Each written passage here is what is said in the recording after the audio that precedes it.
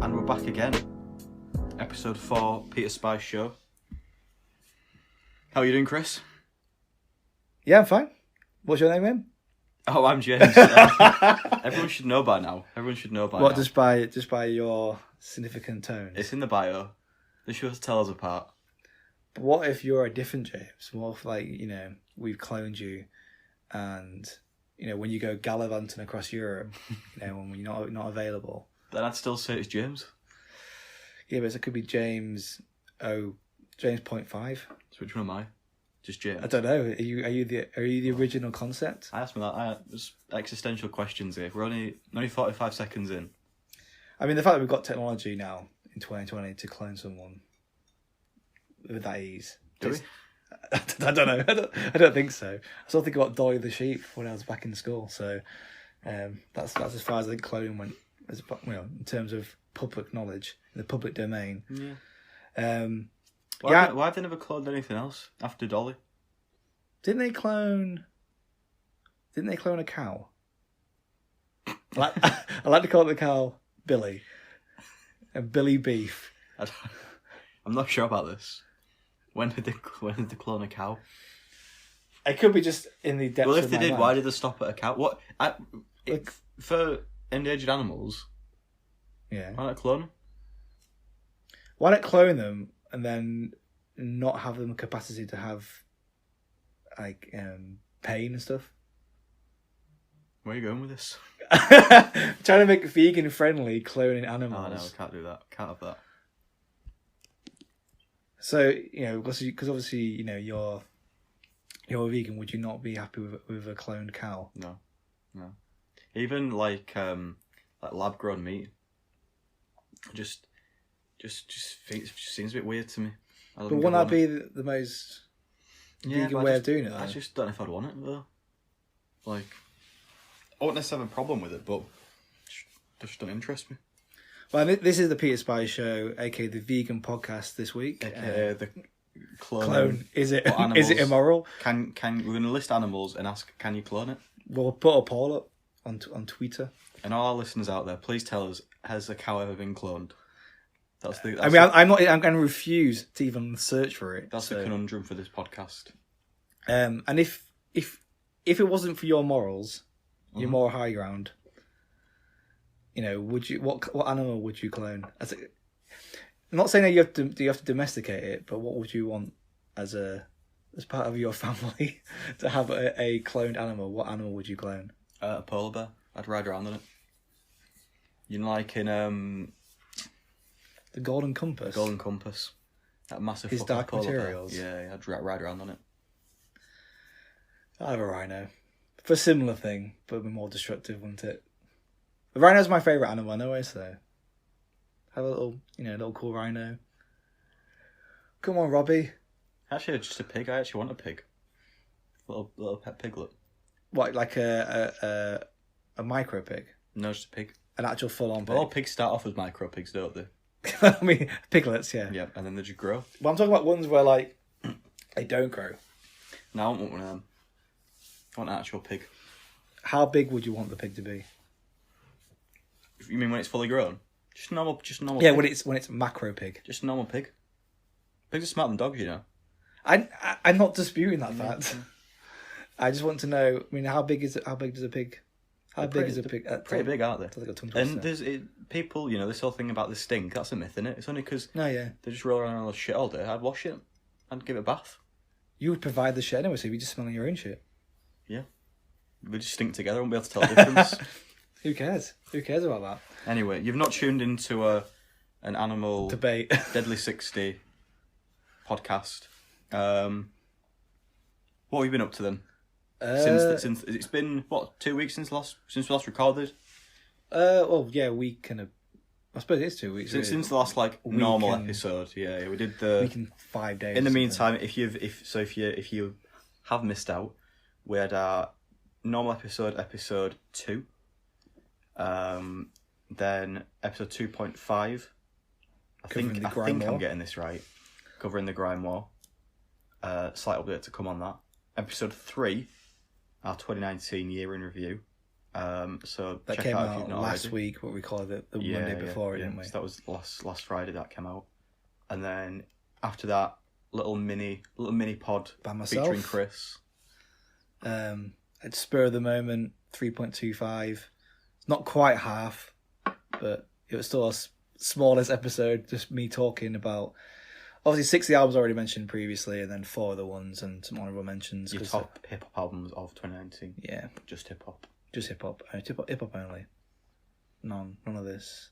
So if you've not already listened to those, they're all available on all platforms. We're on some new platforms now as well, aren't we? Yeah, we're on Stitcher, we're on Overcast, we're on Breaker, we're on Castbox. Am I missing any? I don't think I'm missing any. I don't know. If you just go on any of the socials, there's a link in the bio. Click that.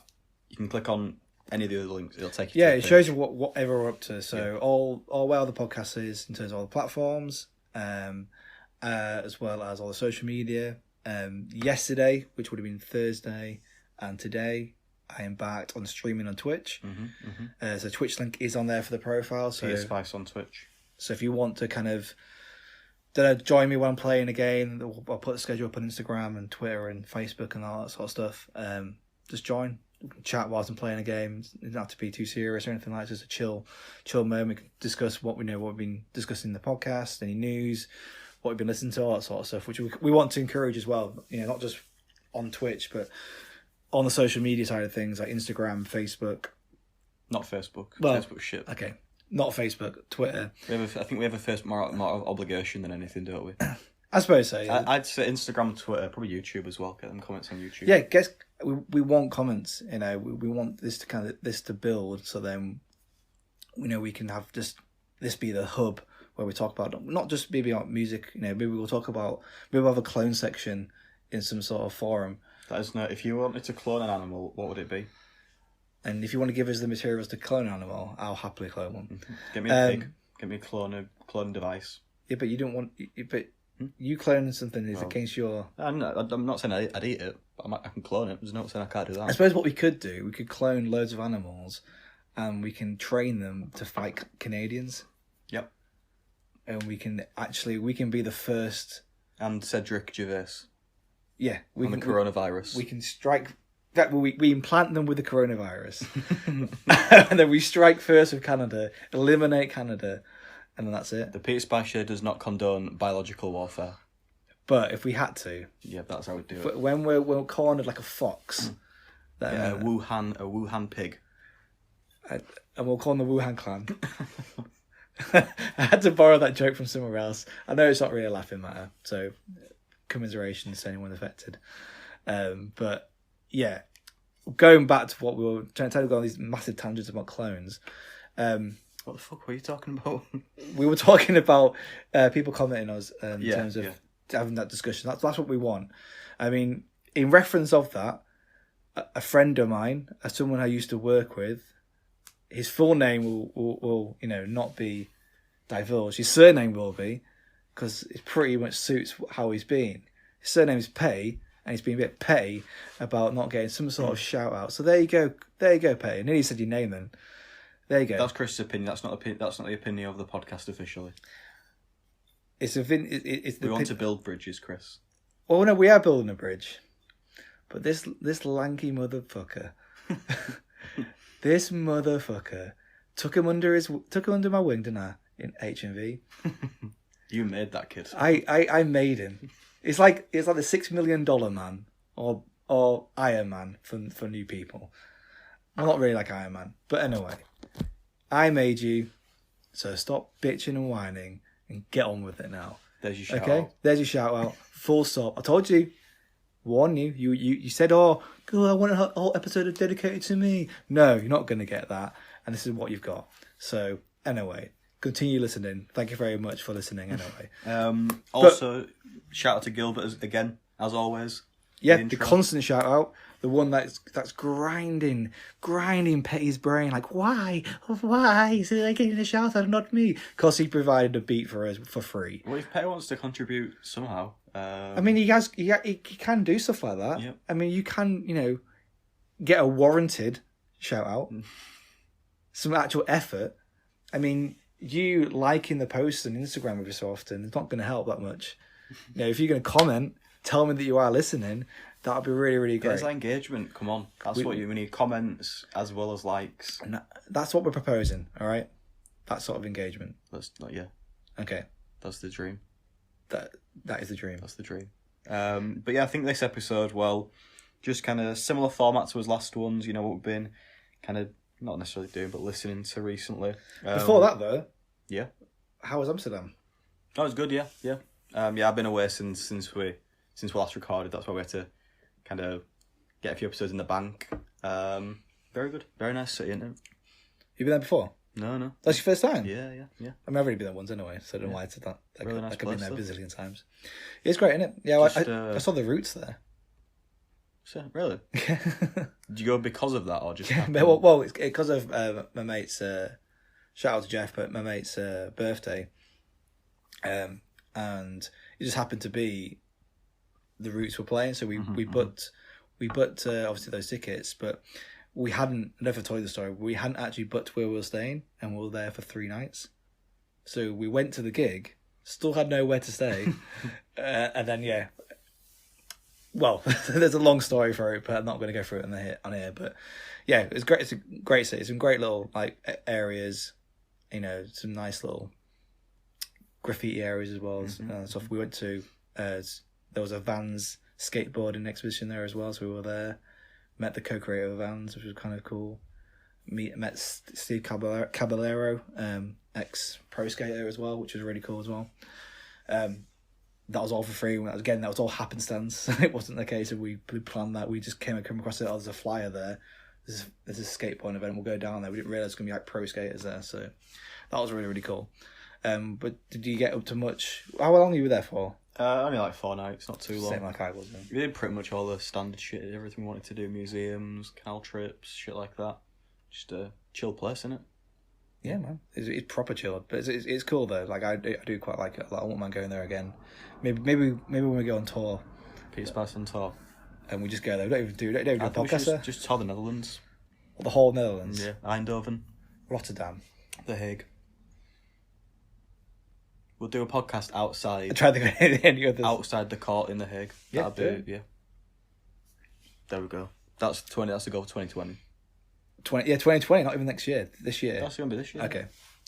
Well, if going back to pay, if you start engaging, and anyone else wants to engage, whether it's Dom, Helena, Matt, who else can I think of? That's the audience. That's pretty much our audience. I mean, the guy in Jamaica, the person in Spain. So the Spanish and Jamaican listener that and may the have listened. Australian listener. Well, that's my sister. Thanks. I didn't really. It is, isn't it? Yeah, sure. Realise that. As she's over there at the moment. Yeah, so yeah, shit. Shout out to everyone who's been affected with those bushfires as well. Yeah. So yeah, we sort of thought last time that given that it's January, it'd be it's not a pretty quiet month for albums and stuff. And then last week, they about fucking shitloads came out, didn't it? So. And I was over encumbered. Overkill. I was like, okay, cool. I'll try and listen to some of these. But it was a mum's birthday, so I won't really listen to much all the past week or so. So that was the annoying thing. Yeah, so I think at least we've got there's still a bit we've listened to, so we'll try to cover that this episode. But there is stuff that came out last week that we've not had a chance to listen to yet, so that'll be probably next week's as well. Yeah, definitely. Because this week there's not actually that much that has come out. It's like a pretty typical January week, isn't it? Although we'll probably end up finding. Probably 4 albums or something like that we could listen to or could try and listen to. Yeah, in terms of what I've listened to this week, I'll probably go for the first one, which I was really excited for, which wasn't the first thing I listened to, but is Mac Miller's Circles. Mm-hmm. Fantastic project. I think I can kind of understand the whole... Well, I'm still trying to understand the whole duality of the whole swimming in circles thing that apparently is the sort of the theme, but it's very similar. If you like swimming, which I really love swimming, I think Swimming was a really good album. It is definitely an extension on that. I can see why it's tied with it, and it's definitely a compliment to Swimming, if not maybe better than Swimming. I'm not too sure. Again, I've only listened to it the once, but it's just annoying that we don't get to see what this next potential evolution would have been, where apparently it was meant to be a planned trilogy, where the next album was going to be a pure rap album, like back to his old sort of days, apparently. So, not that there isn't, again, much like Swimming, there is still rapping in the tracks, but it's more of his melodic sort of, ways, his instrumentation, all that sort of stuff, ways are organised and arranged in such a way that we kind of know for Matt to be, where a lot of his albums recently have been like that. They've all been very good albums, I think, as well. That's how I've become a really good fan of his. So yeah, I think it's definitely worth checking out. Yeah. I've not had a chance to, just because with us being away and stuff. I feel like that's when I need to properly sit down and listen to it and be like, I can't have it on in the background, or I don't know, while I'm driving or something like that.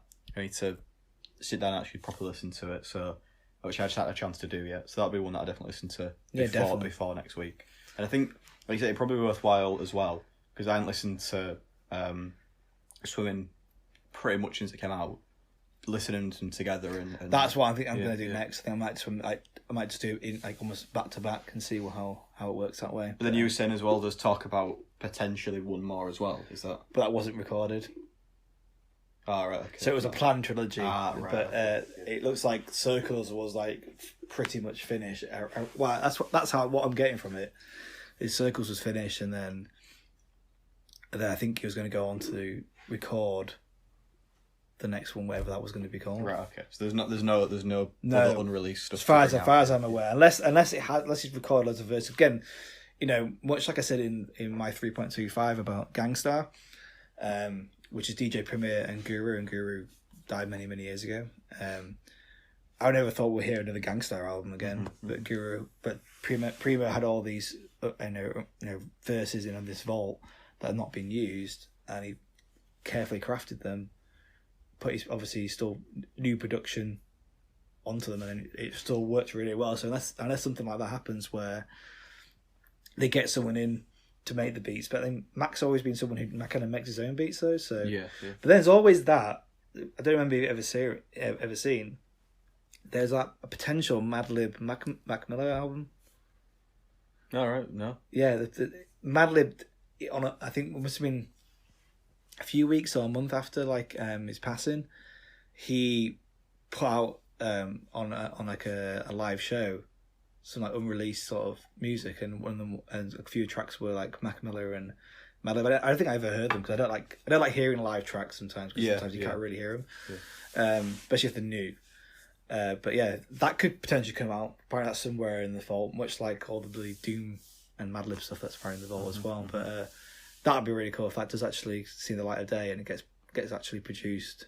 That'd be something really interesting to hear, because I don't know how that would have worked. Even if it's only just like a few tracks or something like that. If it's like an EP, even if it's like 3 or 4 tracks, I'd be more than happy. It'd have to be a full-fledged album or something like that. You just have 4 tracks. It's all been well produced and edited. Cool. Yeah. And I'll probably get the vinyl for that probably straight up. But I think kind of what we were saying last time we were talking about as well, with the kind of posthumous stuff, you want it to be. You don't need to just be released for the sake of releasing it, and I feel like Madlib's the kind of person who would make sure it's not. Yeah, if that's going to be the case, and that's what I like about what Mac Miller's estate have done with this album. Like, you don't feel like it's a forced album. You feel like it is continuing a theme, whether that's because it was pretty much done. Because much like when Biggie died, the second album, which I always forget what it's called, Life After Death. That was pretty much done up until before he got killed. Mm-hmm. So when they released it, it wasn't like they had to rush anything else. Yeah. So maybe that's the case with this one as well. But what have you listened to? So album-wise, I listened to the Poppy album. Oh yeah, so I saw that. So what is it like? I disagree. It's all right. Do you agree with her metal sound? It's kind of... It's kind of a bit of both, really. There's still because obviously her vocals are still all. There's parts of it anyway they're pretty kind of squeaky clean. Yeah. But I mean, I don't know. There's more metal nowadays that has that similar stuff anyway, isn't there? Really, so it's not. So is it pop metal then? Is that a thing? I'd say it's it's not pop metal, but it's metal with pop bits in it. I think. Right. Okay. If that makes sense. Metal pop. Metal poppy again. This fucking Yeah, it's not. AK Robot Girls, I know her. Yeah, Robot. Yeah. But yeah, there's some decent tracks in it, I suppose. It's not one of the best metal albums that I've ever read in my life, but then I guess it's not really trying to be an metal album. Was it episode 1 or 2? I listened to that metal album. Just 2, I think that was. Blood Incantation. Yeah, listen to that album. Yeah. If you want a metal album, listen to that album. Okay. I would have to go back to that album actually. I was just thinking about it then. But yeah, a couple of there's a few decent tracks on it. To be fair, the track I Disagree, and I put on the social from listening to that. Got a nice little hook and stuff to it. Cool. So yeah, and I don't know. It's just Does that come out this year? Yeah. Start of this year. Yeah, I think like the first week of this year. Yeah. Oh, I might check it out. And I just think as well a lot of it's something that is metal, but it's just like a bit different. Like I think there's so much rock and stuff nowadays. It's just everything blends into like one now. Yeah. So it's with like, and this is something I will probably have a topic on like in a later episode. But what is going to be the next genre that's going to take the way? Because obviously hip hop is the main pop genre. Really, it's what is dominating charts. Yeah. It's what everyone talks about. Anything that trends will be usually hip hop related. Mm-hmm. What is going to be the next thing to kind of do that? Because obviously everything goes in cycles and waves.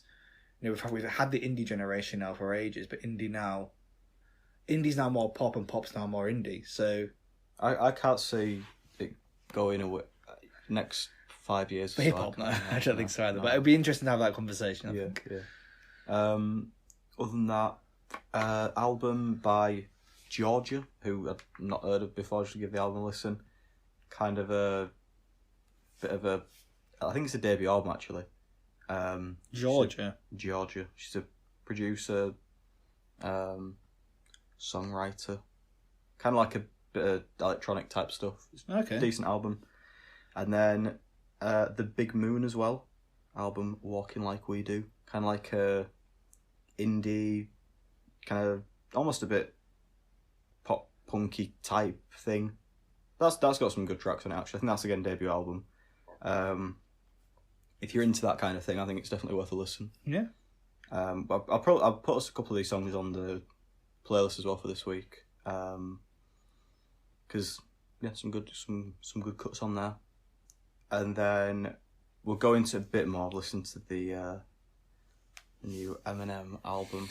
Yeah, definitely. Yeah, we'll make that more of like a big, not big segment, but we say that, but there'll be some sort of segment a bit later on. But yeah, so I was going through some albums that I missed last year.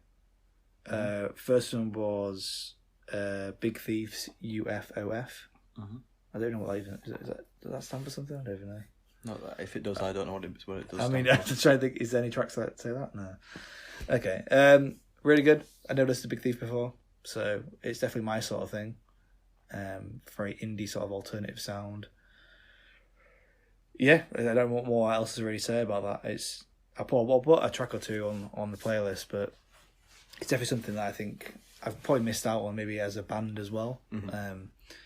And then the next one I listened to was King Gizzard and the Lizard Wizard, which is without stirring. Fishing for Fishies. Which one's that? That's the first album that came out last year. Okay.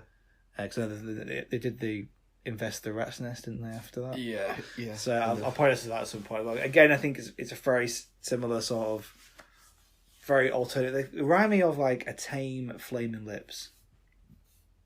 Yeah. You know, like a Flaming Lips can be like batshit crazy with their sounds and like what he's kind of singing. I feel like they're a bit of a tame version. Not as a bad way at all. It's just this is how I felt. So then, yeah, that's probably how I'd think about that. So yeah, that's definitely a band that I'll probably check out more. I think didn't Matt say that he was a big fan of them? I can't remember. I think so. Yeah. So. And then even they should have had the live albums and.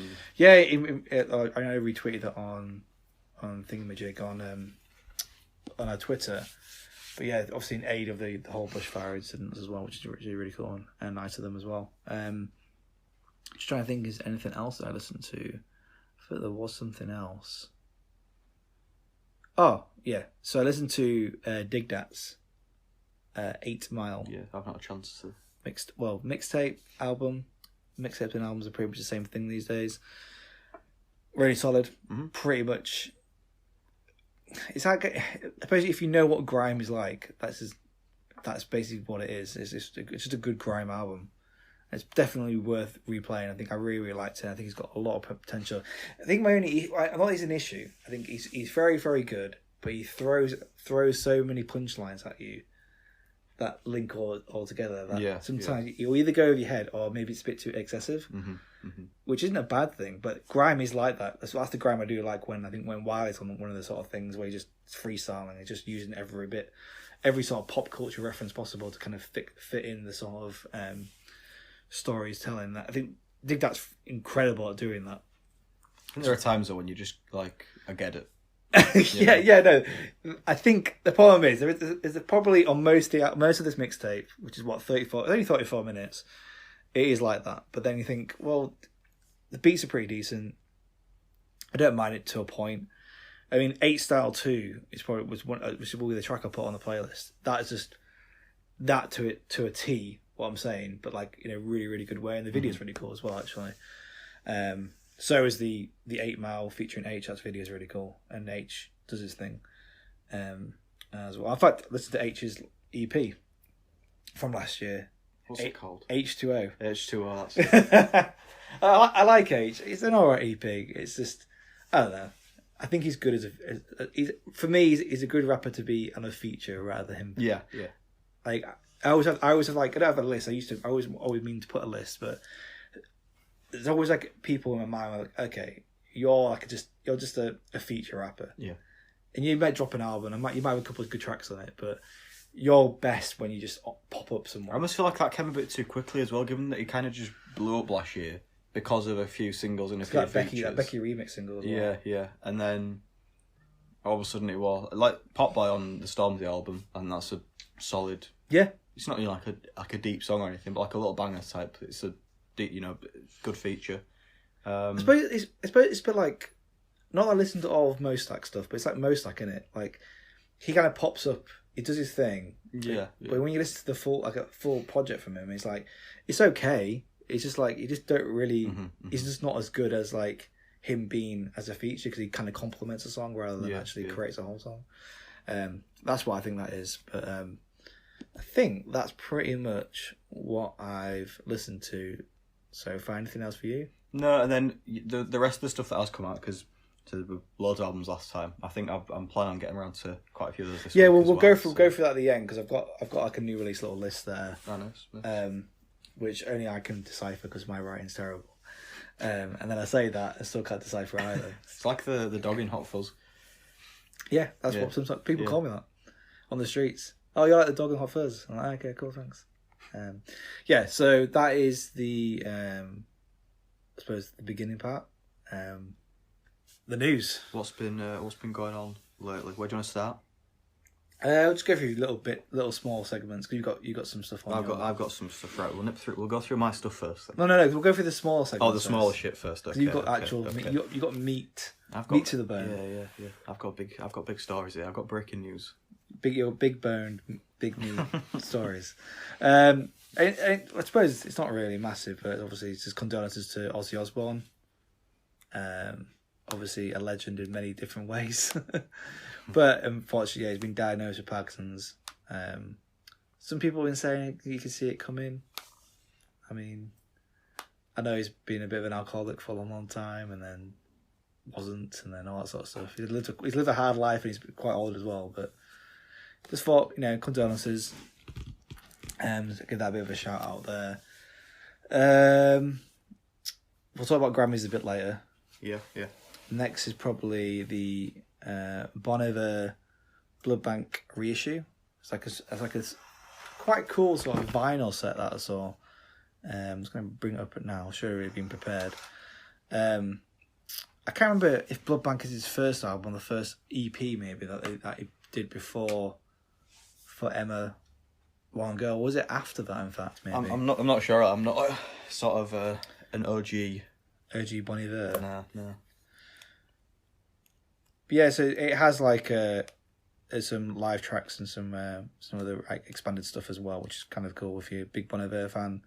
I know some people are. It's released 11 years ago. 11 years ago? Yeah. 11 years ago. So is it coloured vinyl? Oh, I don't know actually. If it is, then I fuck mean, that. that is true actually. You know what? I'm gonna say fuck it anyway because it's in red. Covers in red. It's probably red vinyl. It probably will be all it. It'd be even worse. It'd be red translucent vinyl. Ugh. How do you feel about I'd get over like red. about picture discs? What do you think about picture discs? Yeah, but pictures are not there to be played, in my opinion. Okay. But if it's the only version, then I have to have it, and I'll just play it. I won't even play it. I'll try not to play it. Yeah. Unless it's some sort of weird gimmicks. Have you seen those Star Wars soundtracks? No. Where like there were special editions where when it was playing, it would like have like a hologram effect, and it would be like a Death Star or something. What? I'm not sure. I'm not sure if I just dreamt this now the way you looked at me, or I definitely saw this at some point. Because I thought, oh, I might get one of them, and I thought, nah, I'm not going to buy into this trend. So again, I could just made that up. Tune in on Twitch to see the Death Star hologram. No, I'm never going to actually buy it because I think it's like 40 quid. All right, okay, now fuck that. And then next is Radiohead kind of changed their website, Radiohead.com. So is now home to the Radiohead Public Library. Mm-hmm. So the band has launched a comprehensive archive of all things Radiohead. This is from Pitchfork. In a corrective to the disorder of the online space. Very Radiohead things to say. Yeah, that makes sense. To commemorate the launch, the band has released a handful of rarities to streaming services. You can check out their debut EP, 1992's Drill. The Lucy I Want None of This from the 2005 charity compilation Help, A Day in the Life. And the 2011 remix EP of TKOL RMX 8. So the archive groups the Miscellanea by Era with thumbnails linking to ad-free videos and galleries. After creating their own library card, fans can explore the band's catalogue, visuals and various artifacts in a highly curated and organised archive.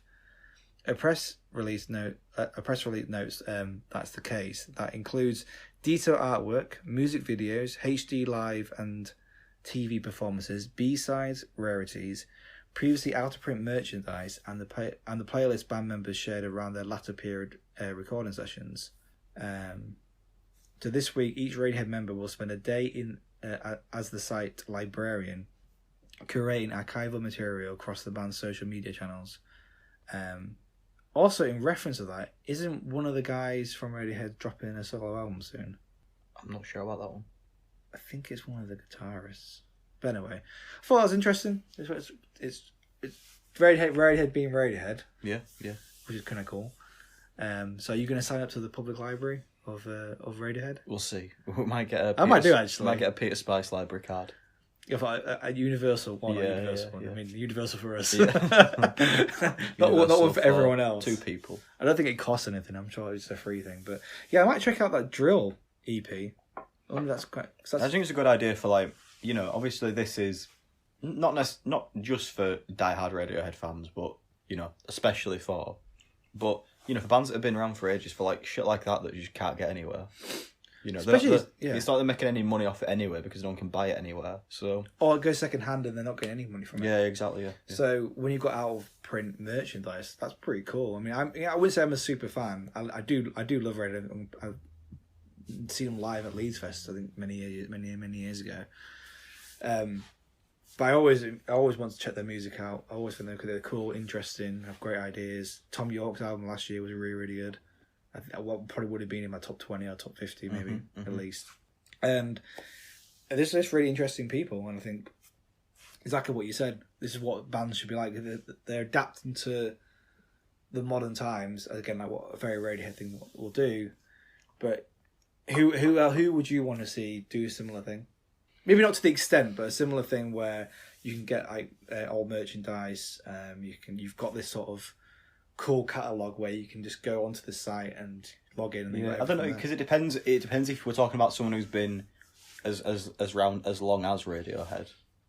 Because obviously it's a bit different with more recent bands, because even obscure EPs or singles or whatever, it's all on Spotify, isn't it? It's all on there. Yeah, true. It's stuff like this. I think the live show's a good idea as well. We were kind of saying that with the Ariana Grande thing. Wasn't yeah, and how I know it's a different type of thing. But having access to that sort of stuff is... Yeah. If you've got the footage, then might as well try making some more profit from it, as well as have it available for fans. And if you don't want to make a profit of it, you make it available. Again, obviously, Ari's stuff was obviously a live album, but again, you could have that in conjunction. You could record it and have that. We have that technology now to do so. So yeah, I think it's interesting. Definitely, I think for me, I'm not sure. I've never been to Nick Cave's website or anything like that, but Nick Cave's would be quite a good one to have on there, especially like all his poetry stuff. But I know that he sells that there's books and stuff like that he's got. But it'd be interesting to see like if you can maybe get access to like liner notes of when he's done with Warren Ellis, when he's done all the scores for all the various films that he's scored. Things like that. That'd be really, really cool to have or cool to know, because I'm like, I wonder why they thought about this sort of composition for this scene or things like that. Maybe that's something that'd be quite nice to have a bit more fan inclusive, really. That'd be quite cool. That was kind of what I kind of got from. I know I've got a task here for when we talk about the Grammys, but what's the little bits that you want to get through first? So we mentioned before there was some people probably might have seen it. It was going around Twitter and the like. So Justin Bieber, I think we actually mentioned the new single "Yummy" last episode, and it's fucking terrible. Did we? I feel like episode 2 you might have done. I can't remember if we did. Anyway, if we didn't, new single "Yummy." Maybe I was talking to somebody else about it. New single "Yummy." You're doing Peter Spy Show without me. That's episode 3.75. I just never actually released it. All right, okay. It's in the gym with your public library. Okay, I said my full name then. I've been exposed. Edit that out. Oh, right. We'll make sure I edit that out. So the new single "Yummy" is fucking terrible. Right. But the Biebs himself, it was pretty desperate to get to number one. I think in the end, it didn't even get number one. I think the Roddy Ricci, whatever that song's called, I can't remember what it's called. I can't remember what it's called either. I think that got to number one instead. But it was a repost. I'll give him the benefit of the doubt because it was a repost. It wasn't something that he'd come up with himself from some fan account. And it was like ways you can get just into number one. So you had the Spotify options where you can't just play the song on repeat because the streaming, the algorithm don't work like that. You need to have the song repeatedly added to a playlist and then play the playlist so it goes through each song. Right. Play it while you sleep, but I think they must have something like that where if you mute it, it don't count. Because the tip here is don't do that. Just play it on a low volume while you sleep. So you've just got Justin singing "Yummy" in your ear while you sleep. That'll get him the streams. That ASMR. It also said if you're outside of the US, get a VPN, change your location to the US, make a US Spotify account, and then stream it. Right. So it's US. You can go on to buy this track. It said you can through iTunes, for example. You can also go onto Justin's website and buy the track multiple times. And it all just comes across as being a bit scummy, really, doesn't it? Like you've got someone with a massive, impressionable fan base. Diagnosed or something? Lyme disease, I think. Yeah. And then now he pulls this. So how true is the Lyme disease thing? I don't know. I don't know if that's what to do with his Lyme disease. Plus, why is he needing more money? Sure, he's got enough money. But it's just the number one thing, innit? It's the... So let's just wind it back a little bit. Let's break it down. Not really breaking it down. This "Yummy" thing is a crummy idea. Should call it crummy, first of all. I like that. 2. Bars. Hashtag bars. 2. Why is he doing this? What I don't get is, given that it's a repost, I doubt very much that Justin Bieber actually runs his own social media channels. He has access to them, but I doubt he runs them. Who thought this were a fucking good idea? Because it's going to get exposed. That's what it's been deleted since. But but we live in a page where someone will see that and they will just print screen it anyway because someone exactly. It, so. That's the thing. Nowadays, even if it's not problematic, someone will screenshot it just in case it needs to be released. And the other thing is what I was going to say is, why does it matter being number one? That's like the whole DJ Khaled thing with Tyler. Number one, you don't even make your own albums anyway. You curate an album that don't do anything to do with it. And Tyler actually made his album. And why are you even bothered? Who cares? Like, literally, who cares? It's like when Nicki Minaj had to go about Travis Scott sales because it included the tickets or something like that. Yeah, and like merchandise packages and stuff like why, that. Just be grateful that people are going out either buying your album, actually buying it, and even listening to it anyway. That's like the only money you're really going to make is going to off touring. But when you're already at that stage, like the aforementioned people we've just talked about, you've made enough money, and if you've not made wise decisions when you gain some money from these other ventures, whether it's sponsorship deals, whether it's touring, then that's your own fault. If you've not made sort of wise decisions of actually keeping that money aside for when you're not going to be doing that. I think a better thing would just be not to make a dog shit song. Crummy. Yeah. But from now on, if Yummy is ever spoken about, we'll be calling it Crummy, and that's what we're talking about. Do better, Justin. Do better. Hashtag do better. Because the thing is, like, it can make like a good pop single. He's got the vocals for it, hasn't he? So. But this, dog shit. Anyway. Not that I'm a massive fan of him. Right? But yeah, I think more as well. Like you'd hope that the platforms can try to do something about it, so that anybody with a massive fan base can't just do this kind of shit. Like, you can imagine if you're like some up and coming artist out there, and you're looking at stuff like this, and you're just like, what's the fucking point in it? They already get it anyway, because if you just have playlists that are out in public, that are restaurants, cafes, stuff like that, that'll have the songs on because they're popular. That's getting the streams. Yeah, that's a good point, actually. People aren't actually necessarily listening to the songs, so you're already thinking there, well, it's pretty hard. And then you see shit like this, and you're like, well, It kind of shows you that, like, this sort of stuff does go on, where that's how valid, how much money is actually in the stream business anyway for an artist. Obviously not enough. You can quite easily see a studio or record label, whatever, and just buying Spotify accounts and just doing that to rack up the streams, really, can't you? But it's like when people try and get like a best-selling book, and they just buy it in bulk. Was that back in the day? Was it correct me if I'm wrong with it being Jay-Z or anything, but when he dropped an album out and he bought, or the label bought, like, I don't know, well, it's obviously not the exact figures, but we'll say 100,000 copies, right? Yeah. It's probably not even that. I'll probably make more than that. So then that boosts the sales numbers for obviously being on Billboard or anything like that. So it's always been happening, but now it's because the sort of way of getting money is now through streaming. Because have you seen those sort of like video clips of streaming like camps, basically? Yeah, like streaming farms sort of thing. Yeah, and it's just like, is that what we've come to now? Like, because we have to be number one. Like, just make a good record. Like, you get more talked about having a good record than. But then, surely, is it not quite easy just to flick a switch and say, if it's a song that's just been played over and over again on the same playlist, it just don't count towards it? Well, that's on Spotify or Apple, yeah, exactly, or any other sort of platform that uses that stuff. But anyway, it didn't get number one because it's a bad song. Because it's crummy. Yeah, and now you Hashtag stream as much as you want. You can get a VPN as much as you want. Be a little 5-year-old fan. Is Justin Bieber Canadian? Oh my god, he is. Right, put him on the list. This deepens. You know what? No wonder. We're banned from Canada. Then, well. Anyway, moving on. One of the last episodes we recorded was the kind of mini episode about the grime stuff that's been going on. Stormzy, Wiley, mainly.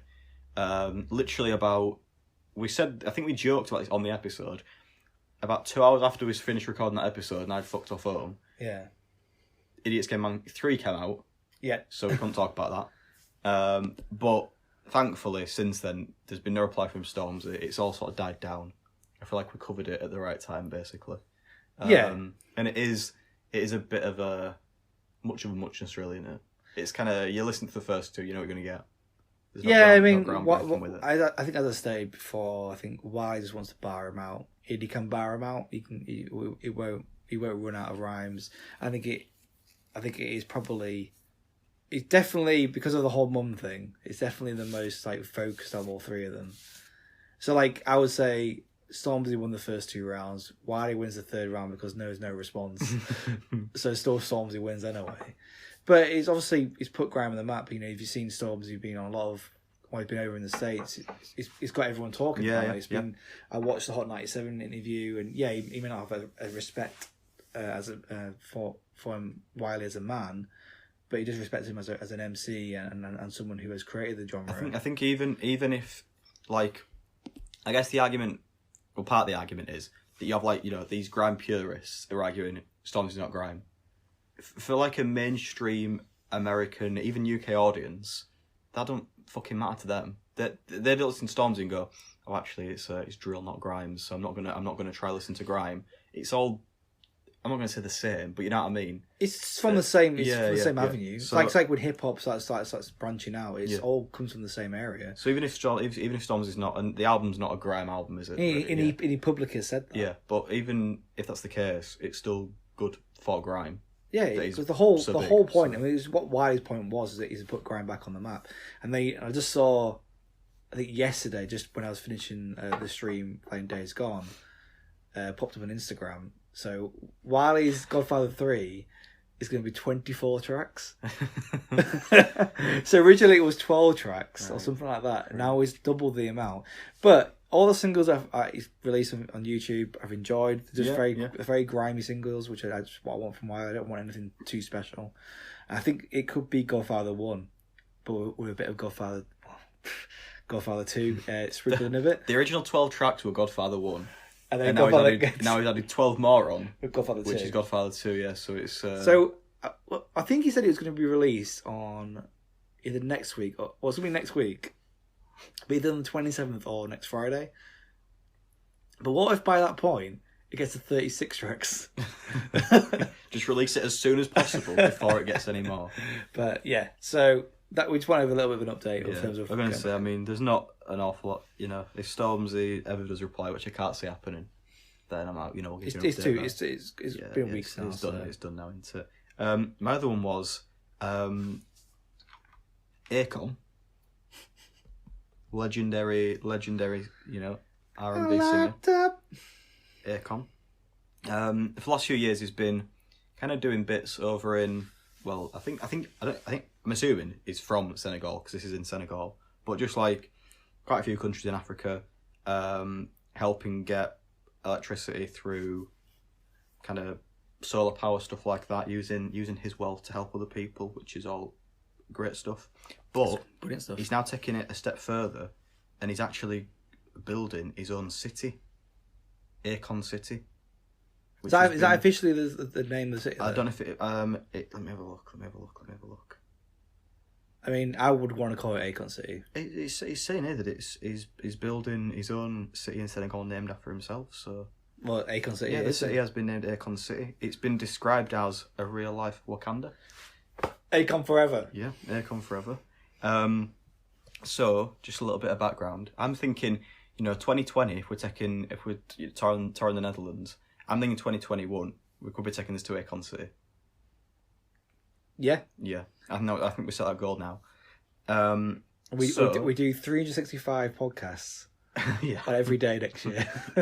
So not only does Akon has helped kind of with electricity, stuff like that, he also has his own cryptocurrency, which is called Acoin, which I like.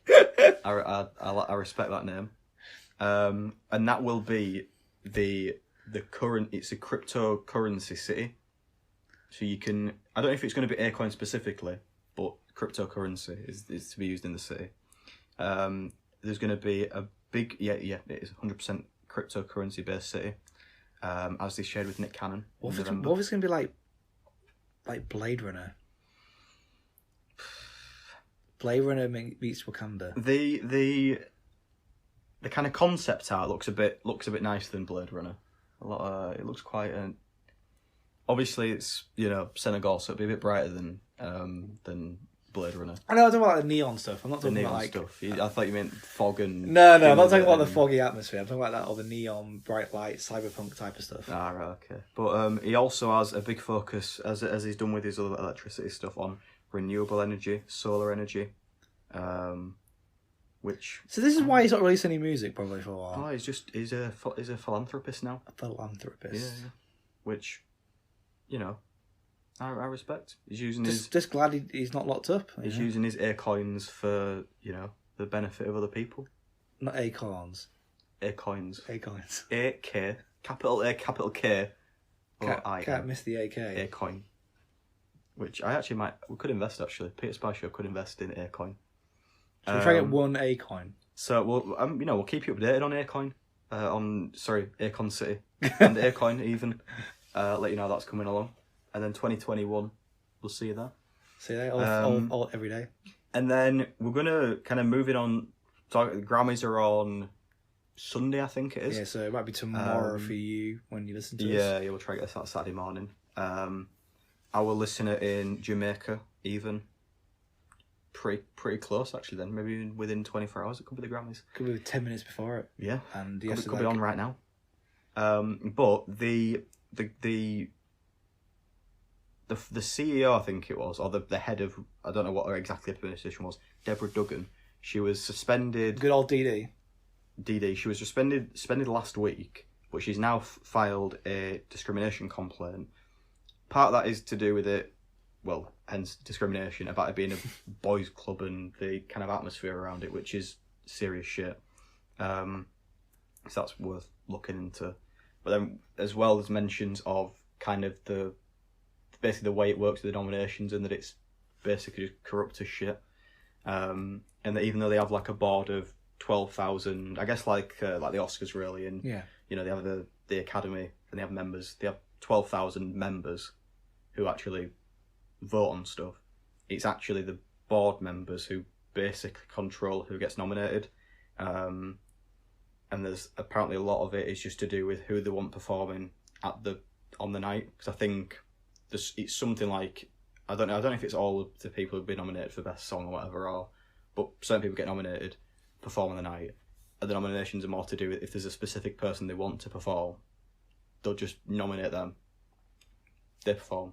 And that's it. It doesn't really matter about. It's a lot of collusion then. Yeah. So, you know, I mean, in general, I always kind of take the Grammys with a pinch of salt. I take most award shows with a pinch of salt because it's always. I think you've got to, aren't you? Really? Because it's all a bit arbitrary. It's all a bit like you kind of know the demographic of like 80% of the people who are doing the nominating anyway, don't you? I think especially in music, because music is so dominated by what's popular and what's trending. Which I get. That's why. These award shows, you have to have a popular act being in some sort of category, but it's never about sort of, again, it's not discrediting any of the sort of artists that have won stuff, but it's not necessarily looking at the whole quality of what's come out in that particular genre or all the performances. I think as well, like, given, because like you say, even with the Oscars, you know, I like to take that with a pinch of salt as well, but I think if you compare music to films, given that music has more of a wide range of, you know, just genres and stuff like that, it's going to be a lot harder to, you can most people, even if it's not your type of film, can agree on if something is a good film, a well-made film. But I think music is completely subjective. If you don't like metal, even if it's a great metal album, you're not going to like the album, are you?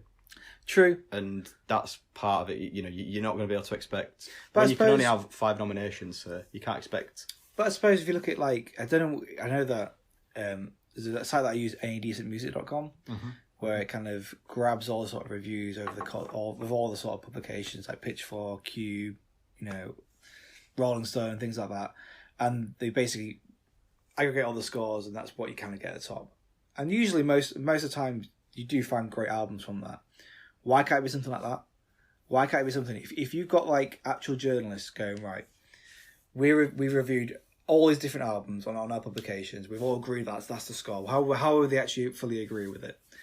Then there should be like, it could be like, I don't know, a journalist sort of award, or I don't know what else you want to call it, a publication award, and it's all gone right. You do, because you do have. I think the Oscars do have a critics. Yeah. Or no, maybe the Oscars. I think the Brits have a critics thing, don't they, as well? Stuff like that. But why not have it where there is one award show or ceremony, and whatever genres it is, or maybe each genre gets something else, but it's all the categories are all put in that area, and then obviously the judges judge on those. Yeah, they listen to those albums. They believe what they think is correct. They cast a vote there and then, but it's all because of the information they've got from Any Decent Music, for example, where they've got all these different publications that have said that these are the best albums in these categories. Wouldn't that be a much fairer in terms of quality at least? And it'd be something where you may still get the sort of, oh, well, I prefer that with one judge, that particular genre, but they still got to look at it subjectively regardless. Yeah. But you may get more of an actual, more of an award where it actually means something rather than something that's just like a trinket. I think part of it is that I think some people do get, whilst it is important that, especially with, who's getting nominated, stuff like that, it is, important that there is diversity nominations, things like that. I think maybe some people do put, it's like it's just like an institution that the membership is a membership. Yeah, I don't know. I feel like you can only expect up to a point. I feel like eventually people need to start doing their own. It's not saying that it's not already happened, but doing your own stuff where you are recognising who should be. Yeah, I think it needs more credibility to things. I think that's my issue with award shows, because there's so many. Because it makes money because people watch it or people get excited for it and all that sort of stuff, or it's sponsored by whatever it is. And that like you look at, again, films maybe not as much because you don't really have that many award shows for all the films, but like music where you do get so many, and we'll cover we'll cover the big ones on this podcast, but. Grammys, I don't want Grammys to go away. I just want more credibility towards it rather than anything else. This boys' club thing's a bit worrying, really. But I suppose it's worth looking at. The article I was looking at were on NPR, came out over the last kind of couple of days, so it's worth having a look at. So, with the Grammys, I've got an article on Guardian. Yeah. So what we're going to do is, we're going to run through the kind of the main maybe 5 or 6 kind of categories. Say who's nominated, who we think should win, who we think is gonna win. Can I cover that kind of stuff? So, where do you want to start with the nominations? We're not going to obviously go through every single one and every genre. We're going through the main things. Top songs, top albums, that kind of thing. So we're going to do record of the year. Record of the year first. Album of the year, song of the year, new artist, pop solo performance, rock performance, rap performance, country solo performance, and that's where the Guardian article ends. So we'll just go through them. I'll tell you what then. Right, start at the bottom. So we'll smash through them quickly. Okay, so we'll start at country solo performance. Country solo performance. Okay. We should really write this down. Oh, we'll probably write this down after. We'll be fine. So the nominations are Tyler Childers, All Urine. Yep. Ashley McBride, Girl Going Nowhere. Willie Nelson, Ride Me Back Home. Blake Shelton, God's Country. Yep. And Tanya Tucker, Bring My Flowers Now. Okay. My vote goes to Old Town Road. It's not on there.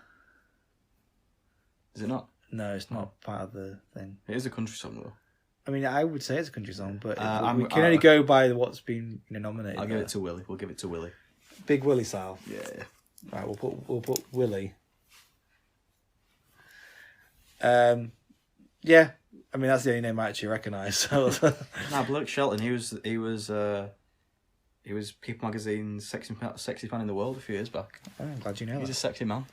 I mean, Guardian says who will win is Tanya Tucker. Who should win is Tyler Childers. Really? So we know fuck all about country music, obviously. What's the next category? Rap performance. Rap performance. So J. Cole, Middle Child, Da Baby, Surge, Dreamville featuring J.I.D., Baz, J. Cole, Earthgang and Young Nuddy, Down Bad.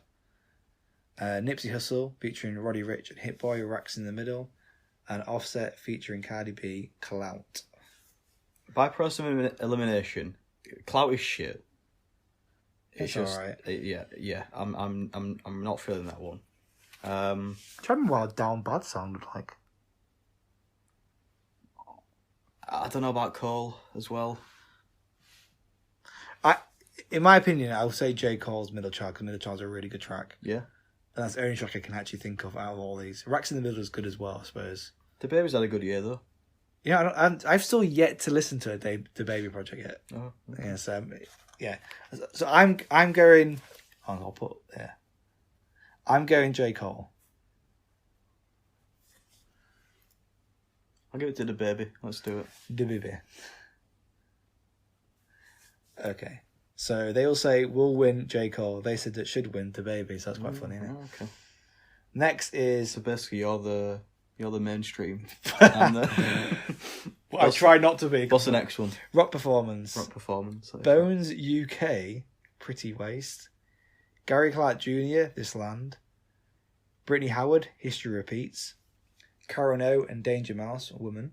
And Rival Sons, Too Bad. Okay. I'm gonna be honest, and I can't say that I'm that familiar with any of them. Any of them at all? Not that I can properly think off the top of my head, as in I could like concretely say this one deserves it. But do you know the eyes though? Oh yeah. That's I I just mean the songs. Yeah. There's only one song I can actually remember,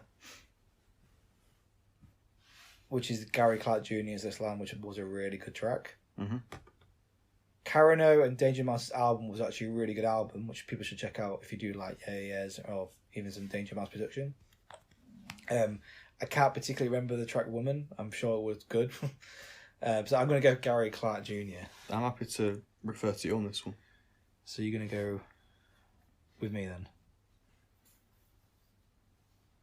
Okay. So what Guardian say will win Gary Clark Jr. God's sake.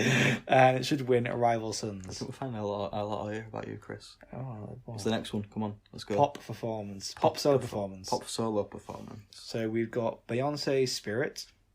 Billie Eilish, Bad Guy. Ariana Grande, Seven Rings. Lizzo, Truth Hurts. Taylor Swift, You Need to Calm Down. Right, so we were kind of talking about this before, and my problem here is that Truth Hurts came out, it's the 2019-2020 Grammys.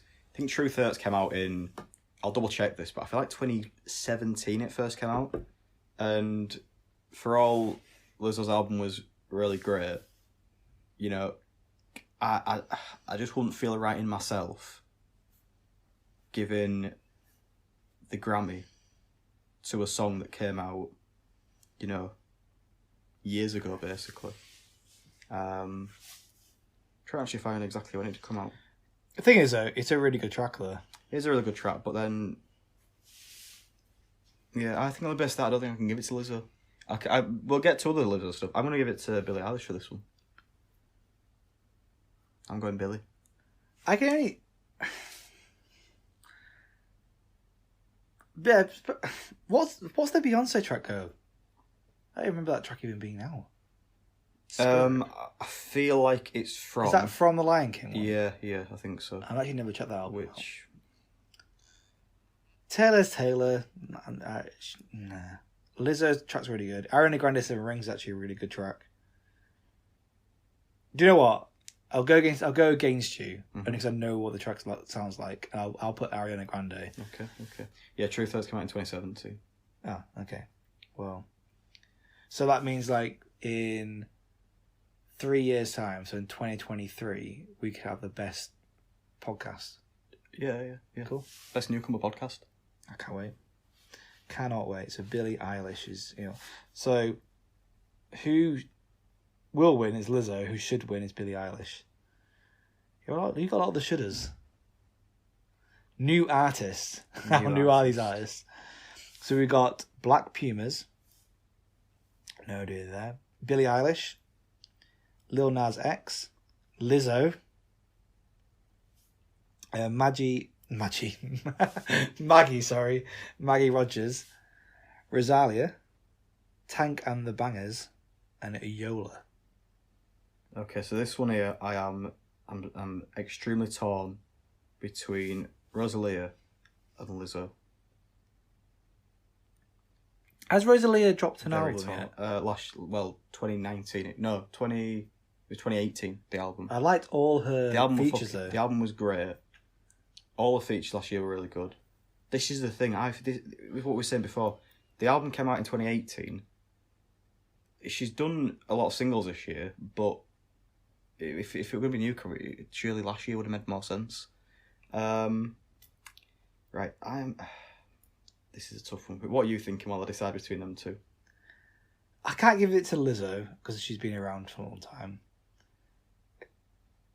Could give it to Little Nas X, LNX, I'm calling him.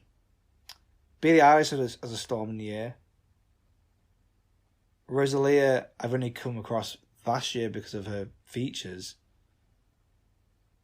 And she'd be the one I would want to go for in terms of taste. But I'll probably give it to Lil Nas X. I'm going Rosalie, I've just decided. A bit of mind up. Okay. What's this one? New artist. New artist. Okay, so next we have Song of the Year. Which is different to Record of the Year in some way. Can someone We're still trying to figure this out, but it is different in some way. Oh, I'm going to read on my pad now. Song of the Year. So we've got Lady Gaga, Always Remember Us This Way. Billie Eilish, Bad Guy. Tanya Tucker, Bring My Flowers Now. Her, Hard Place. Taylor Swift, Lover. Lana Del Rey, Norman fucking Rockwell. Luz Capaldi, Someone You Loved. And Lizzo again, Truth Hurts.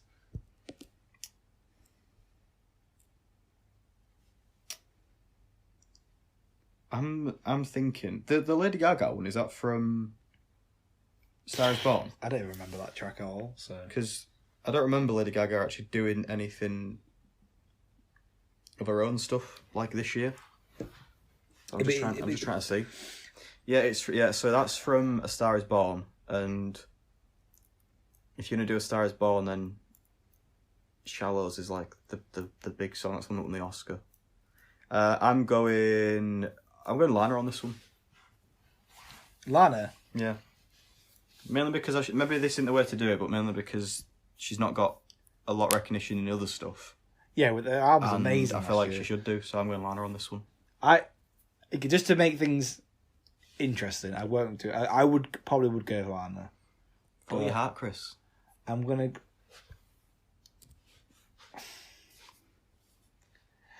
I was thinking her, because she's someone who also wants recognition. I'm gonna go her. Okay. So that's Song of the Year. So one album of the year now. Okay. So obviously it's not as esteemed as our album of the year, the definitive album of the year. Yeah. But which isn't even nominated. But I suppose we got to kind of have a bit of conversation with this. So they've put Bon Iver, I, Captain. No, Captain's not actually part of it. Lana Del Rey, Norman fucking Rockwell. Billie Eilish, When We Fall Asleep, Where Do We Go? Ariana Grande, Thank You Next. Her, I Used to Know Her. Little Nas X, Seven. Lizzo, Cause I Love You. Deluxe version is what's been counted. The deluxe version is, but then that's 1-2 tracks. Yeah, the only difference is that it has like 3 songs that came out 2 years ago, one of which is nominated for Song of the Year in 2020. And then Vampire Weekend, Father of the Bride. Yeah, so I mean, a few of these Father of the Bride, whilst I did like a few tracks out of that one, I think Harmony Halls were probably my top songs of the year. Didn't quite make my top 10, but it's just overblown and overall, no. I would agree with Seven, I feel like is there just on the back of Lil Nas X's overall success. It's not even an album, Chris. It's an EP, and it's not even that good of an EP. I wouldn't even think about that. Her, I wouldn't put that either. Oh no, in Her, I Used to Know Her, also an EP. It's a good EP though. Isn't it like? Because she didn't release a full album. It's like 2 smushed together in it. That was one before that. Or maybe that is that one then. Could be. I wouldn't count Her either. So really, we've got the top half. Well, I'm thinking my 4 are Lana, Billie, Ariana, and Lizzo. Only 2 of those made my top. All of them were in my top 20, but only 2 of them made my top 10, which were Lana and Lizzo. I think I'm going Lizzo on this one. I'm going Lana. Okay. Going Lana. And then finally, Record of the Year, A which record is of the different year. to Song of the Year. And might do a combination of record song of the year or song record of the year. So you've got Bon Iver, Hey Ma. I also go Hey Ya. And then Billie Eilish, Bad Guy. Ariana Grande, Seven Rings. Her, Hard Place. Khalid, Talk. Lil Nas X featuring Billy Ray Cyrus, Old Town Road. Will that technically be the remix though? Because technically that is Old Town Road remix, yeah. But it says Old Town Road there. Lizzo, Truth Hurts Again. Post Malone and Sway Lee, Sunflower. Yeah. Sunflower, actually, a little bit of sentimental value on that one. Because it's from the Spider-Verse soundtrack. And I suppose so. Spider-Verse is amazing. It's a great film. And it just reminds me of that film. But in general, it's not a good of a song. I'm going Old Town Road on this one. I think that's probably what will win it. And it was the biggest song of the year. But I'm going for that one. So, I actually prefer there's a remix of the remix with Young Thug and Mason Ramsey, you know, the yodeling kid that was in the Walmart. And that's actually fucking great. So I'd actually go for that one, but that's not. You're saying they're being robbed of that's the not an version. option, so I'm going Old Town Road for that. Which I actually think will win it. I can't really go against you though. I think that's probably going to be the. I'm going the only one that we've agreed on, and it's Lil Nas X. No, we agreed on. Did we? We agreed on Willie Nelson just because we don't listen to country music. And we agreed on the rock. Just because I didn't know any of them. There with Gary Clark Jr. Yeah, so okay. I suppose one that we've thought about and yeah. So that's our Grammy prediction. That's the Grammy round. Well, that's what we would put for Grammys. So we'll obviously have results next week. If the Grammys want to invite us onto the board of 12,000 Academy members who don't get listened to, You got 12,000. Because it's corrupt. What's two more? Exactly. What's two more? Exactly. Young, corruptible people. Yeah. Pay me off. I'll vote for anybody. I don't care.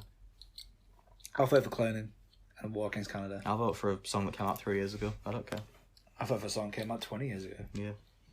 So that song will be. So I think that rounds up the news. The only other thing that's happened recently we wanted to go a bit more in depth on is the new album by the man himself, Marshall Mathers, Eminem, Slim Shady, Eminem. Music to be murdered by. Is that what it is? That is the exact thing. Which. So I think we should give a bit of background because the age gap it shows different in terms of how you look at Eminem. So this is what we talked about before, and I mean, particularly the last couple of years, the albums have not been good, have they? What Kamikaze and what was the other one called? That one Kamikaze. The one before, yeah, Revival, yeah, which was whack. Yeah, Kamikaze is probably better than Revival. It's a significant improvement, shall I say? But I suppose my thing is, like, I'm only early 20s, and so I don't really have the benefit of, you know, kind of like rose tinted glasses of Eminem of when he first came out, and he was, you know, this kind of almost like a breath of fresh air, bringing something new. As far as I'm concerned, Eminem's, well, not always been, but since I knew who Eminem was, he's either just been doing kind of pop singles with like Rihanna and other people like that, or he's just been a meme. Like I'm planning. Yeah. Way too many napkins. I'm not going into the, you know, all these projects with this idea of what Eminem used to be in my head. I mean, I've listened to the albums obviously since then, and I can get that, but you know, my image of Eminem isn't probably what other people's is. So, you know, all these new albums, I'm not going and thinking what it could be. I'm just thinking, I mean, it's Eminem. Like, I mean, I am not anyway. I'm not I don't go in with I go with like very tempered expectations now. So not because I feel like I've been burnt, but it's a case of what is Eminem now. I think my issues. To me, he's someone who has far better, superior skill than probably anyone ever to do hip hop ever. The way he can bend words, the way he fits stuff in. You know, I'm not saying that every single thing he has done is perfect. Of course he hasn't. But he has this immense skill that I don't think you can't really deny what he can actually do when he's actually writing, when he's freestyling or whatever. The issue I have is that what relevance that to make now is in terms of making an album. Not much. I think he said what he's got to say quite a lot of the time, but which is still relevant. Even the first 3 albums are still relevant to now. So, though he can rehash it, then at the same time, it's a case of, am I just now bored of Eminem? that's the way I'm thinking about it now. Am I just bored? Cause I always praise his skill. His skill will be above most of the rappers from before and even going to the future. No one can match that skill that he has. Yeah, but then I do think that skill, it can only get you so far, can't it? No, for sure. Yeah, that's my point. That is it. Is even with this one, which I think, we'll go into it, but we both agree is, especially given his recent stuff, it is a big improvement on that. It's a huge improvement. But there are still songs on it where it's like, okay, you're saying these words really fucking quickly. What else is there? But it's not even that though. It's the, because he wants to try and be very clever with his rhyme schemes. I really what I wanted to do before I didn't get a chance to is grab some lyrics, just really random lyrics, and because he'll do things where like he'll have like a word or two, he'll say 2 words, but they actually, if you put them together, they all sound like 1 word, and he does that quite a lot because he is very clever. But when he does it quite often, it's a bit like what I said about Dig That earlier on, where you're using it with these over excessive punches, and it kind of gets to the point where it gets a bit boring. And I suppose that's what you're saying about him when he can spit incredibly double time, triple time, quadruple time almost sometimes, which is amazing. Like it's a skill to have, but what relevance to have in the actual song?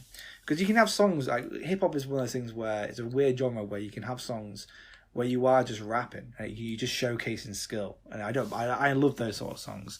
But when my issue with Kamikaze was that he was almost trying to do that, on every song, and that's why, although my best friend Jeff will say, it's one of his favorite albums he's done in recent past, it's like, well, to me, it didn't feel like an album. This one was different, and we'll go through a bit more. Not as in depth, but we'll go through some, with that. But what I want to do, did you see the pen? Yeah, he penned a letter recently. I did not see that. Okay, so he put.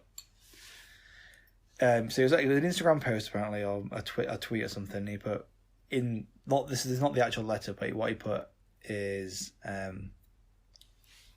some lyrics from Renegade, where everyone says he outperformed Jay-Z on his own record, which Nas put in this song.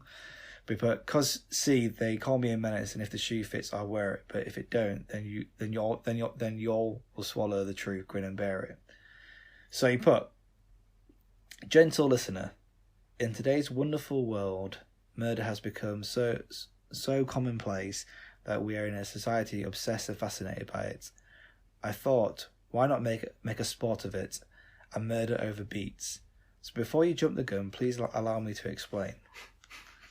This album was not made for the squeamish. If you're easily offended or unnerved at the screams of bloody murder, this may not be the collection for you. Certain selections have been designed to shock the conscious, which may cause positive action. Unfortunately, darkness has truly fallen upon us. So you see, murder in this instance isn't always literal nor pleasant. These bars are only meant for the sharpest knives in the drawer. For the victim of this album, may you rest peacefully. For the rest of you, please listen more closely next time. Good night. With deepest sympathy, Eminem." How do you feel with that after listening to the album and him bringing that out? I think that's mainly in relation to the Ari stuff, where he has a line about about the bomb. Yeah, about the bomb. Yeah, which out of context I can understand. Yeah, within context, it's not that bad. Yeah, but I do think there are other lines on there which, I mean, I can't quote them word for word, which I'd say maybe distasteful. But that's Eminem. Though. Yeah, but I don't know if it's maybe as offensive as is. I went into the album not reading that, and I sat there thinking, "Wow, I can't believe what I am listening to here. Yeah, I can't believe he's dared to say this." I think again, we've become maybe that's the point. We've become so desensitized now, in this sort of this new world where since Eminem, this post Eminem world where since Slim Shady's happened, you know, violence happens all the time. It's easily accessible. You can see people streaming it on Twitch or there's videos on YouTube and stuff like that. It's so easily and readily accessible, videos and stuff like that, or even just violence in general, or these sort of unnerving things that would shock people. Maybe that's the whole point, and I think that is the point that I feel like I do get from the album. But it's interesting that when it's like the end bit where these bars are only meant for the sharpest knives in the drawer. Look, I'm not a sharp knife at all. That does almost feel like he's saying, if you don't like it, then it's because you don't get it, kind of thing. Exactly, and that's what I don't like. Yeah. Because at the end of the day, it's not because of that. So, can I go back for me? So my personal thing with Eminem is, I think, like I said, I know this before, he's phenomenal. Slim Shady LP, phenomenal record. Marshall Mathers, phenomenal record. Eminem Show, great record. There's a few songs you could get away with. Encore, couple songs are good, rest of it's trash. Relapse, overlooked album because of the sort of accents and voices he puts on there, but it's actually a really good album concept, but people won't recognise it. You've got to keep listening to the album to kind of really get it. So I can understand why people don't like that. Recovery, okay. Not a bad sort of post-sober Eminem. Couple good songs on there. Marshall Mathers LP2, not a bad follow-up to Marshall Mathers, but I think mainly people were kind of aggrieved because of the Kendrick Lamar feature being terrible. Wasn't like amazing. Yeah. And then we got to That's When It's Revival. Trash. Absolute trash. To the point where Revival, I was so excited for Revival because it's been so many years. I remember coming down here in this living room, nothing else was on, put it on my setup, and I was like, what the fuck? It just ruined your day. An hour and a half into that Friday morning, I was like, what the fuck? Then we got Kamikaze out of the blue. Good effort. Nothing amazing. I think it didn't feel like anything else. Now we got to this album, where this is where Royce, who produces 2 tracks and he features them twice as well, where he's got a new album coming out which I cannot wait for this year, The Allegory. He said on Joe Budden's podcast that his problem with Eminem, he just needs to focus. Mm-hmm. So I look at like maybe not Nas's latest effort, but Nas's Life Is Good, and look at Jay-Z's 444. Both records eloquently explain the state of life, where they are now in their lives, recent things that have happened, and sort of general sort of usual songs you would hear from, which is exactly what I want from Eminem. I want him to do that. I feel like even when listening to this, when he's a lot more focused, it didn't sound normal because of his voice, I think. Not because he's got like an awful voice. I think because it just, when he tries to do that sort of poppy or soppy sort of stuff, it almost comes off too. It's like the voice is elevated too much. Like you're only hearing that. Oh, when he's trying to do like a hook or something like that. Yeah, there are certain songs on where it's just like. It's like what? Like it just didn't make any sense. And I think maybe because we're so used to him just now rapping, and it's not bad to be bad at hooks. I used to always say about Joe Budden, I think Joe Budden can rap his ass off. His hooks when he did them himself are terrible. Not always. They weren't always amazing. It had the odd few that were really good. Hooks are very hard to do, and that's why sometimes hip hop can be. You can save a track by having a sample or getting someone else to sing on it or getting another rapper to sing on it. So that was where I came into it. When I listened to the first time. I listened to the first half again recently, probably like yesterday or the day before. And I think it's just it's solid enough where I think if you dropped, it's an hour and 1 minute, hour and 5 minutes, just over an hour, yeah. If you dropped 20 minutes or 15 minutes off it, I think it could be album of the year. It could be, but we don't judge album of the year on like 40 minutes of a track of an album. So the reason why I think that is because I think when he sets the expectations on the first song, Premonition.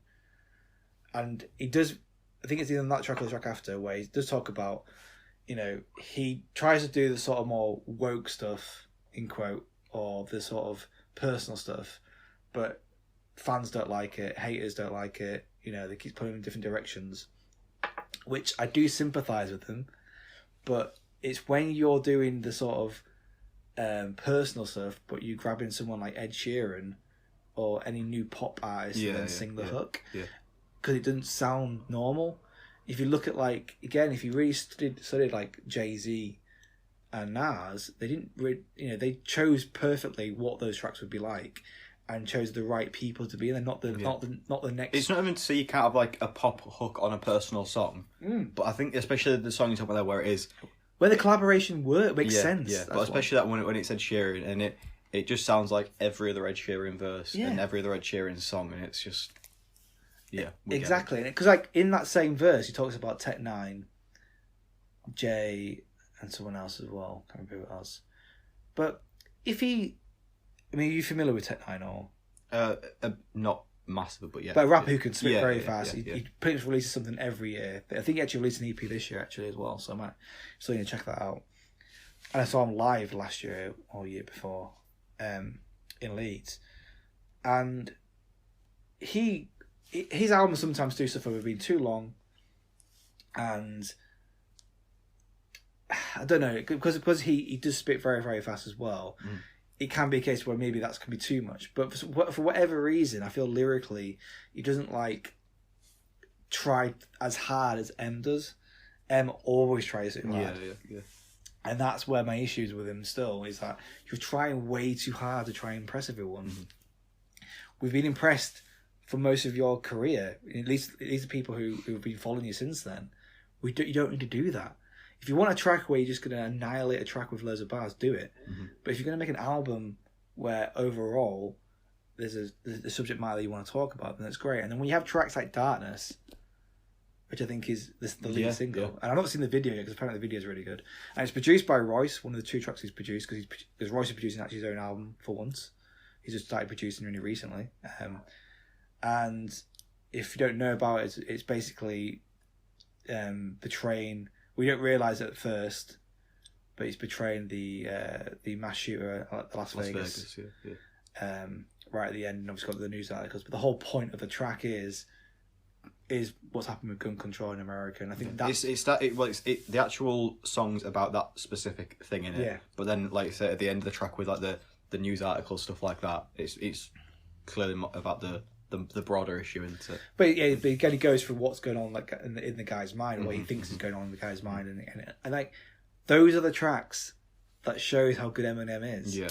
And that's what needs to happen a lot more, rather than this, because the Ed Sheeran track, the verses are fine, but the way he raps about it, the way he raps is not probably doesn't really work well. But what he actually, when you look at the lyrics, they're fine. But then you have the Ed Sheeran hook come in, and like.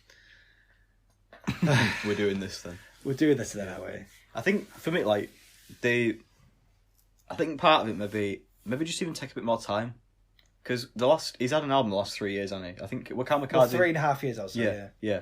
And especially when this is like an hour long, it's like you can just, and as well, the stuff that there is a fair bit that does work on the album, but a lot of it that don't work on the album is, like you say, this thing about almost that he feels like he still needs to prove himself to somebody, and it's like you don't need to do that. No, like just get on with it. He's established himself enough to be there, so I don't really understand why he kind of earns just. I think that's why he kind of oversteps, but he just overcomplicates every rhyme to be this precise sort of way of doing things, but.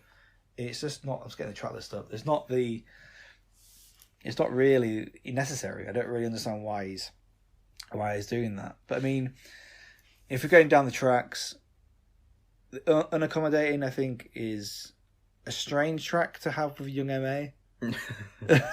That was one of the things I was like, Young M.A.'s on this album. I mean, not that she can't rap or anything, but it's just a bit of a weird combination. She does her thing. I think she does fine. Eminem does some cringe-worthy bars because he's trying to force things. It's okay though. You're Gonna Learn, which I think is the second track that Royce produced. That's a really good track. Obviously, Royce is on there as well. That's a really good track. I think he's on a few tracks later on as well. Yeah. I think, yeah. Then you got the sort of Alfred Hitchcock motif, which is what the whole album's about. Got that on there. Then you got those kind of nights we just talk about with Ed Sheeran. Could chop that away, really. 2 minutes 58 seconds. Right, we'll write that down. 2:58. Chop that out. You could drop that and it'd be. Oh, okay, it won't be under an hour. But No. okay. In Too Deep.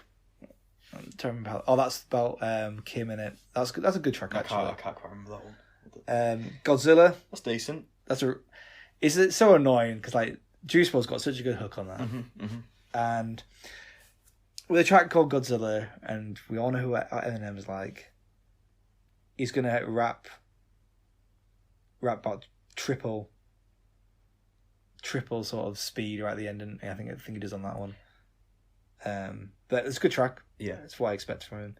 Darkness is again what we just spoke about before. That's probably the best track. You know, it's a weird thing to say that's the best track because of what it actually is. We talked a lot in his album roundup. We talked a lot about the message, didn't we? Yeah, good message. Oh, definitely good message. Yeah. It's a weird track to think you'd go back to it though. Do you know what I mean? Yeah. Once you listen to it, it's not like a fun listen. No, because like you remember Marshall Mathers LP with the Kim track. I really like that Kim track, but like it's not really a good track to listen to, is it? So like it's a bit of a weird one. Leaving Heaven. I'm trying to remember what it even sounds like. It's got like that's again one of those with the kind of a poppier hook with Skylar Grey. It's decent. Yeah, it's obviously not memorable to me. We'll put that in the 426. That gets under our hour. Yeah. The track list when I saw this, nearly flipped a lid. When I saw Royce, Black Thought, and Q-Tip on this track, and I was like, "What? You gotta be kidding me!" Samples Redman's going yeah in between them. Track delivered. I would probably say it's Eminem's weakest verse in terms of probably the album. Maybe not the album, but in terms of like him ever being on a feature. Well, not a feature, you know, he's actually the artist, but him having a verse on a sort of posse cut. Black Thought he's just too good. He's just too damn good. So yeah, Black Thought track was great. Then we got the Stepdad intro, which I don't remember even what even happens on that. Stepdad, didn't really like the track at all. That was 3:33. No, Martian as well. I didn't. All right, I guess, but we could probably chop that really. So what's 3:21? Okay, and then Never Love Again. Again, it's one of those things where he's just trying to do this sort of soppy stuff. Yeah. Little Engine, I can't remember exactly how. There is part of the hook on there, and I can't remember how it goes, and I was just like, what the fucking hell is this? I can't remember Little Engine, actually. So we'll have to listen to it again after we finish this, so we don't get banned in anywhere else. But... Lock Up, Anderson .Paak. Paak does his thing. Yeah. It's a good track, to be fair, actually. Farewell. Not as into that one. I think I do. Towards the end, it kind of not tailed out a bit because I think the No Regrets and I Will are. Yeah, but I'd say the last two tracks are because obviously the last track is Alfred, which is just the Alfred Hitchcock thing. But No Regrets is a really good track. That Don Toliver looks like he could be a new thing. He got really, really good hook. And I Will featuring the remaining members of Slaughterhouse. Yeah. King Crooked, or Crooked Eye as I always call him. Royce the 5'9" and Joel Ortiz. Probably Joel's one of my least favourite verses when he does these sort of things. Crooks is good, Royce is good, M's good on there. Although M has a line that... Well, no, he disses Lord Jamar. You won't know what all this because I'm obviously knee-deep in hip-hop stuff. Lord Jamar used to be out about Brand Nubian. He's always hated Eminem. But there's the Trader Joe's line where it can be misconstrued as Traitor Joe, as in Joe Budden. Because obviously they had their little bit of a weird spat, but not a spat. Yeah. So Joe says he didn't think anything of it, but he says so he tells M jokingly to stop dissing him apparently. Because I remember, like, if you remember last year, was it last year or year before? Where this whole Eminem versus Joe Budden could have been a thing. Yeah. Oh, cause it must have been last year or the year before, because Kamikaze came out and actually had a line directly to Joe. Oh yeah, yeah. And Joe was like, "Well, if you're going to say something, say something with substance to me." And obviously, he still hasn't done that, because then that's when Joe said he'll come out of retirement for it. Still hasn't happened, which has annoyed me. But yeah, I think that's pretty much it. So, like I said, I still feel like if you nipped out 4 or 5 tracks out of the 20 tracks there, maybe one more or so, that's a really, really good album. It's like an 8 out of 10 album at least. But because of that, it goes down to kind of the 7 to me, because the baggage and stuff that just. Cause I think if it's the case, because when Royce said that to Joe, that was like last month. So that means either that he knew this was happening, or when he said that Eminem needed to focus more, another project is on the way as well. So I think if M stops going, right, let's not try and break the hour mark of every record. Yeah, which you just don't need to. I mean, Kamikaze didn't anyway. Kamikaze is quite short. But let's have a more focused concept and things more like Darkness, and the occasional sort of barring out track if he wants to if he wants to kind of showcase his lyrical expertise, then yeah. But I think overall, good album. Yeah. Decent. I think, yeah, overall. For someone who's not really liked Eminem for poppy reasons, because I can understand. But I think, as you said, if he kind of moves in the same direction from as he has in his last 3, it's moving in the right direction. So, but yeah, so that's pretty much everything we'll be listening to into more in depth for that one. Yeah, definitely. What do you want to do? Run through quickly some new shit that's come out that we might try cover next week and then wrap things up? Yeah, definitely. So in terms of that, we've got today, the only two albums that I could really see today were J Hus, Big Conspiracy, which I hope is the classic that I've been waiting for from him, because I feel like he's got this potential, especially after that Daily Dup he did for Grime Daily. That was amazing, so hoping that'll be the case. And also M Huncho's next album. Huncho the first. Did you listen to that one last year? Utopia? No. It was okay. That was the first time I ever listened to M Huncho, but I can see why he's got some sort. I think maybe because he's got this mask, that's why I keep thinking. I keep hoping he's going to be like the UK Doom, but he doesn't rap, so he mainly sings. So that could be the case. We've got on here. Oh, The Professionals came out last week. The album. It's finally, yeah. I know. Right, yeah. I started listening to it. Surprisingly, how big of a Madlib fan I am, and an Ono fan of actually. So if you don't know, The Professionals is Madlib and Ono, both brothers, both rap and producers. Ono mainly raps more than produces, but still produces really well. They've released a joint album, which I think Madlib probably won't rap on that, but Ono probably will do. And there was the single that came out kind of back end last year, wasn't there? Yeah, where he rapped on that, didn't he? And then I think so. Yeah.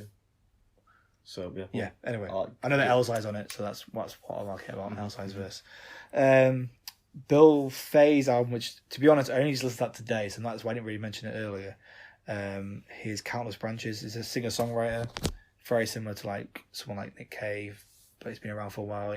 He kind of had a resurgence in, I think it was before I left for HMV, about 4.5 years ago, and he's just really, really cool. I really like it. I need to do it again really before I can say anything. Came out last week was Halsey's Maniac, which has been getting sort of lukewarm reviews, I think. Yeah, we'll give it a listen. It's Halsey, yeah. Not expecting. I never listened to it. I don't remember any track I've ever listened to of hers. So yeah, what else? The thing. Muramasa, yeah. RYC, 070 Shake, Modus Vivendi, which has been getting great reviews apparently. So that would be good. I've got Bombay Bicycle Club. Everything else has gone wrong, which again has got lukewarm reviews as well, I've seen. But I've not been a huge Bombay Bicycle fan. Yeah, but there were when I sort of that single was good last year though. Yeah. When I were in like year 8, then. But we'll see. The is it Cortines? Cortinas. I can't even spell anymore. Martinez. What's the album called? More Again Forever. Which, I mean, Cortinas, I'm not really I know. We'll massively check it into out them. and see. You know, that type of band. I'm not.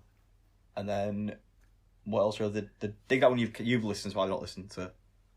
Anti-Flag's album's come out Yeah, as well, which yeah. I don't know what it's called, but I'll check that out. So we'll also give that one a listen. Gabrielle Alpin's album's out. Dear Happy. I'll check that out. I think that's pretty much it. Anything else that we do listen to, we'll obviously mention. Yeah, so Next just quick reference to like what we said at the beginning is if you somehow manage to get to where we are now, please, if there's anything we've missed or if you want to suggest something, even if you know us personally, engage with us on Instagram, engage with us on Twitter, or for whatever reason Facebook, because then we can then build a sort of some sort of engagement there. Rather than, I'm happy to still talk to you in person if I know you. But I was like, nope, you got to do it on socials. No, I'll still talk to you in person, but keep creating that sort of engagement there means that someone else, if they happen to stumble on our podcast and make it this far, however many minutes it is into this, then that'd be something that would look good for us anyway. I think. Yeah. And if you want to, also, if you do listen on Apple, rate us. In fact, everyone goes, rate us 5 stars. Don't rate us 5 stars. Rate us either 1 star or to 4 stars. Nothing's perfect. You can't rate 5 stars. Exactly. So, even if you give us 1 star, it's still a star. But yeah, whichever way you watch, rate us on Apple, drop us a like on YouTube. But yeah, I think that about wraps it up. Pretty much, yeah. So yeah, follow us on the links in the bios. Click that link. That gives you all the links. And I think same time next week, really now. Yeah, back to some kind of schedule. So well, we never really had a schedule. well, we had a schedule until we release and stuff. We are now on a schedule. We're now recording every week now until further notice. But yeah, so until next week. Peace out. See you soon. Fuck you, Callum.